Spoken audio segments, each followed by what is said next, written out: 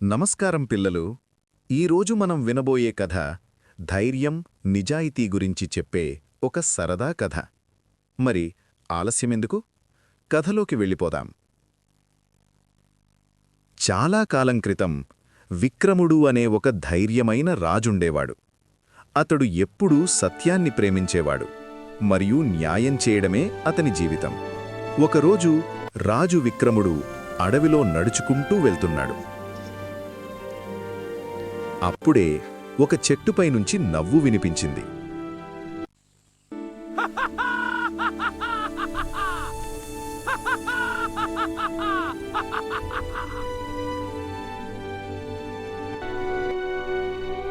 రాజు పైకి చూశాడు. అక్కడ బేతాళుడు వేలాడుతూ కనిపించాడు. బేతాళుడు నవ్వుతూ అన్నాడు, రాజా, నన్ను పట్టుకోగలవా? విక్రముడు ధైర్యంగా ముందుకు వెళ్లి బేతాళుడిని పట్టుకున్నాడు. అప్పుడే బేతాళుడు రాజు భుజంపై కూర్చొని అన్నాడు, రాజా, నిన్ను ఒక ప్రశ్న అడుగుతాను, సరైన జవాబు చెప్పాలి. రాజా, నీకు ఒక ప్రశ్న అడుగుతాను, సరైన జవాబు చెప్పాలి.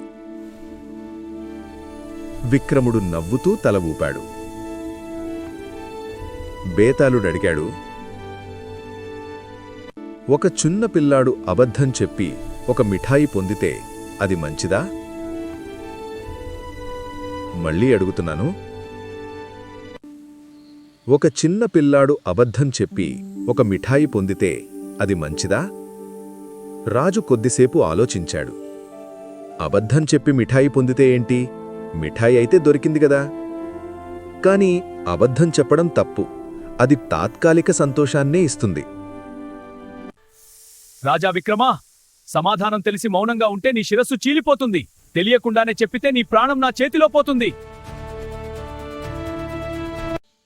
అబద్ధం వల్ల ఆనందం వచ్చినా అది తప్పే. తర్వాత మెల్లగా అన్నాడు, అబద్ధం చెప్పి పొందిన ఆనందం నిజమైన ఆనందం కాదు, అది తప్పే. నువ్వు నిజాయితీని ఎంచుకున్నావు. బేతాళుడు ఆనందంగా నవ్వాడు. బాగుంది రాజా, నీవు నిజాయితీని ఎంచుకున్నావు. అడవంతా వెలుగుతో నిండిపోయింది. బేతాళుడు మెల్లగా గాలిలో కలిసిపోయాడు. రాజు విక్రముడు చిరునవ్వుతో ముందుకు నడిచాడు. అబద్ధం చెప్పి పొందిన ఆనందం నిజమైన ఆనందం కాదు, అది తప్పే.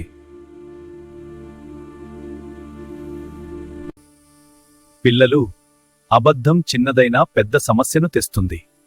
నిజాయితీ ఎప్పుడూ మనల్ని మంచి దారిలో నడిపిస్తుంది. మీకు ఈ కథ నచ్చిందా?